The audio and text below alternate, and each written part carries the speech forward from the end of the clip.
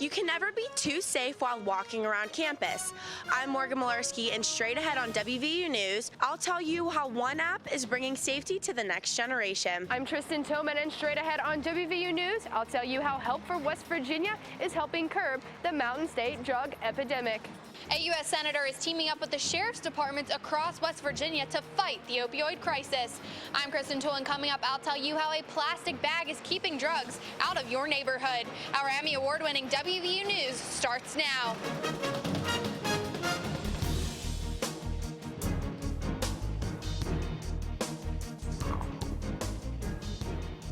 The heroin epidemic is escalating. Just last year, there were 10,000 deaths and 1 million users across America. I'm Hannah Getz. And I'm Kristen Toole. The effects of the heroin and opioid crisis in America are hitting hardest right here in West Virginia, with the highest drug overdose rate in the country. These stories and more on our special edition of WVU News. Heroin and opioids, when addiction hits home.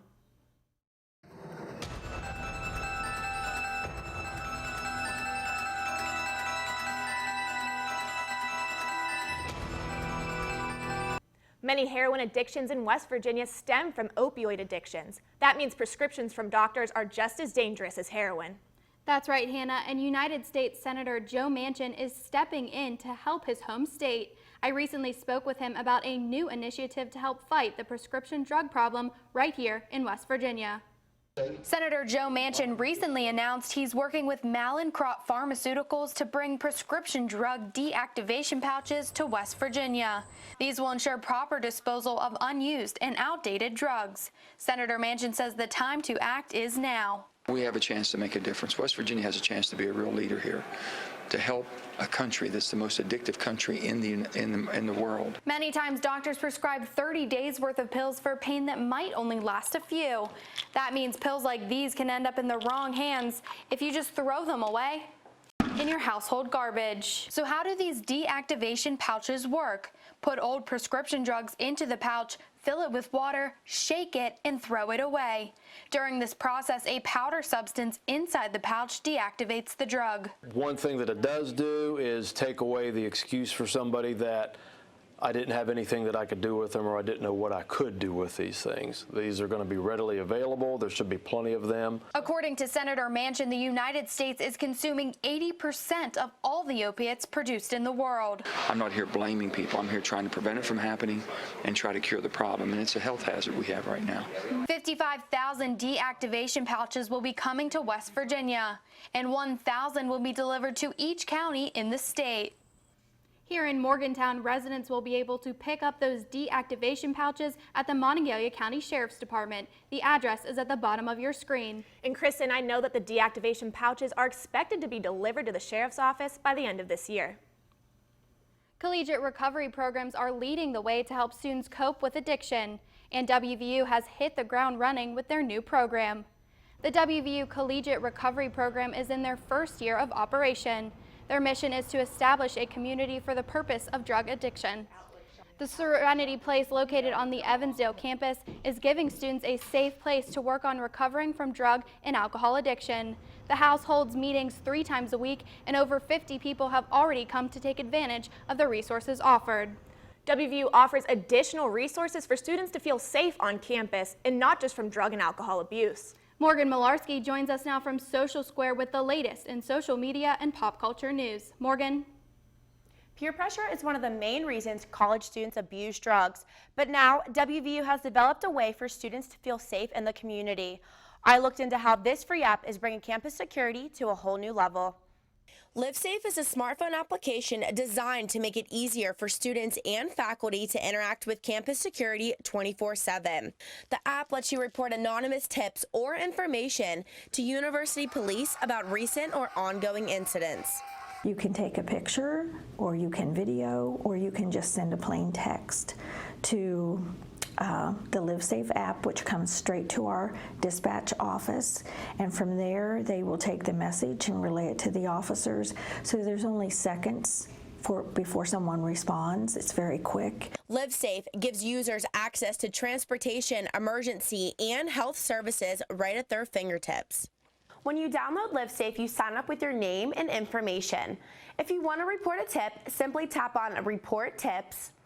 Select the category, put in text, video, or picture, and press send.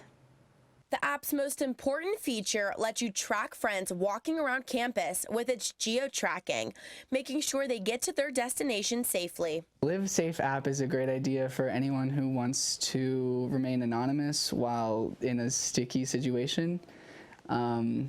If you're nervous about being the snitch, then using the LiveSafe app will definitely help.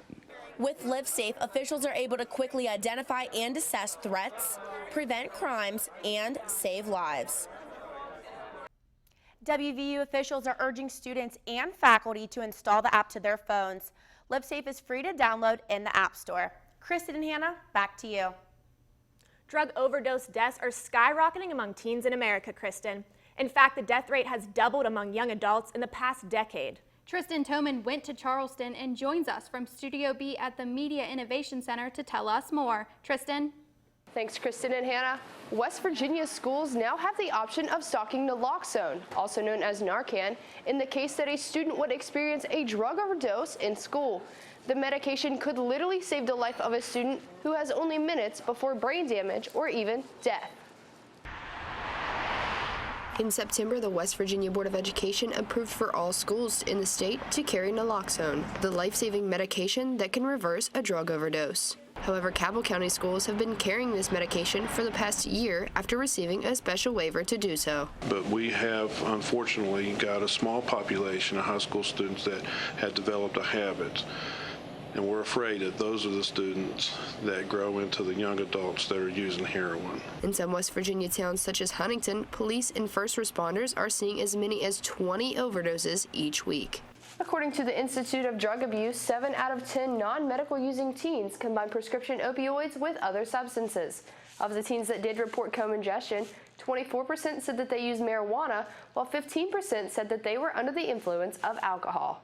With the help of state funding, West Virginia now has a 24/7 hotline that helps those in need with any of these forms of abuse. Addiction is a disease. So some people, they just go out and kind of try to have fun for the first time. They smoke marijuana, and then the next thing you know, they're in full-blown addiction within a couple of years, a couple of months. We're on the ready. If a person is having an overdose reaction toward an opioid or heroin, then we're able to disseminate that and help that person. School nurses are currently being trained on how to distribute the drug reversal medication so that schools can have it on hand. This approval allows school nurses statewide to use an auto-injector to administer the drug when an opioid overdose is suspected. Legislation was passed last year allowing police, firefighters, and others who might have a similar need, such as family members and friends of heroin addicts, to administer the drug as well. Hannah and Kristen, back to you at the Waterfront Studio. Thanks, Tristan, for that report. 25% of babies in the state of West Virginia are born with neonatal abstinence syndrome, showing a dramatic increase in over the past decade. A child born with neonatal abstinence syndrome, or NAS, experiences withdrawal symptoms from being exposed to drugs such as heroin and opioids. West Virginia's rate of NAS births tops the national charts. The average age of addicted women giving birth is 17 to 25 years old. Every 25 minutes, a baby is born with NAS. In August, West Virginia made national headlines when one city had 27 heroin overdoses in just 4 hours, Hannah. Reporter Quinn Crosby is here to tell us more. Quinn? Thanks, Kristen and Hannah. There are about 34 drug overdose deaths per 100,000 West Virginia residents. That's more than double the national average. I recently explored the heroin problem with local police to see just what they are doing to stop these numbers from rising. Heroin overdoses are occurring daily in West Virginia and are being described as mass casualty events. I spoke with Star City Police Officer Glenn Staley to see how they are working to combat this epidemic. We've stepped up our patrols a lot. We have a zero tolerance. Each officer is trained more in observations and detection clues. Police officers are equipped with naloxone, typically in nasal spray form like this, to revive those who have overdosed on heroin and opioids, giving them a second chance at life. A lot of times we get most of our just doing traffic stops, and you can kind of always tell. There's just something in the car, you'll know it because they'll be shaking like crazy. They'll be nervous. Police officers will search cars if there is probable cause and make arrests. Working to keep drugs off the roads makes many WVU students feel safe. I think the police officers are doing a really, good job. They're really cracking down on the drug problem in Morgantown. Monongalia County police officers want the community to know that they can submit anonymous tips at any time, and officers will respond immediately to the situation. With the increase in police force and frequent viewer tips, officers are hoping that they will soon see a drop in the number of local drug users and suppliers. Thanks, Quinn. With the recent rise in recreational drug use in West Virginia, WVU's athletic department is aiming to keep that trend away from its athletes. And Hannah, recreational drugs aren't the only banned substances in the NCAA. Sports reporter Ashley Rogers explains how WVU is cracking down on athlete drug use. I'm Ashley Rogers, and straight ahead on WVU News, I'll tell you how WVU's athletic department is educating its athletes on NCAA banned substances. Ready to go? Sometimes the most important lessons are learned outside the classroom. Are we going the right way? When you chase the unknown, take a risk, and push beyond your boundaries. That's when you discover who you really are. Every journey starts with a first. Let's go.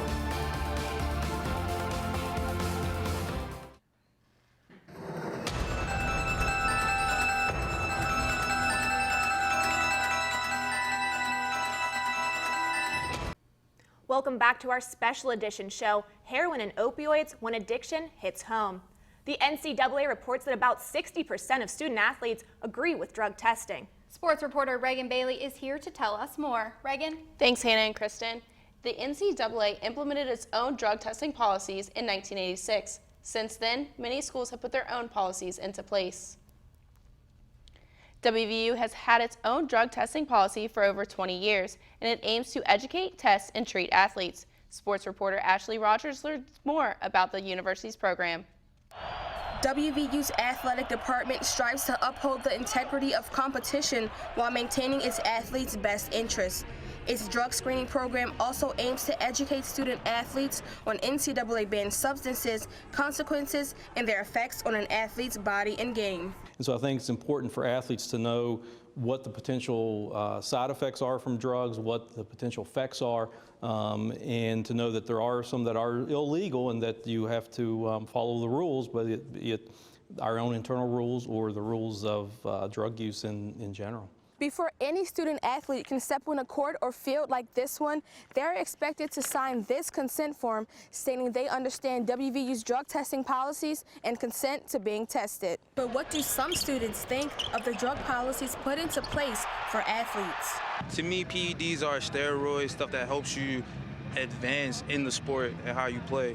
Marijuana doesn't do anything. Social drugs nowadays are not that good, like cocaine and stuff. Definitely be drugged for that. I feel like all athletes should be tested for recreational and non-recreational drugs. I do think they should be drug tested.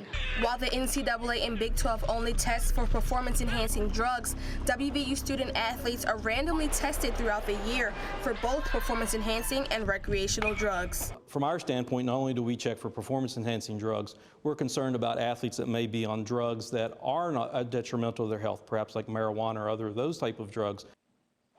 In addition to following WVU's drug policies, student athletes are expected to follow the Big 12 and NCAA's rules as well. Ashley Rogers, WVU Sports, Morgantown.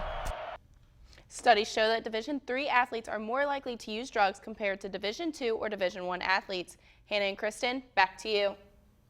Thanks, Reagan. Well, that's going to do it for our special edition of WVU News, Heroin and Opioids When Addiction Hits Home. You can visit us online on our website. You can also watch any of our shows on YouTube, and please follow us and our reporters on Twitter. I'm Kristen Toole. And I'm Hannah Getz. Thanks for watching WVU News. We'll see you next time.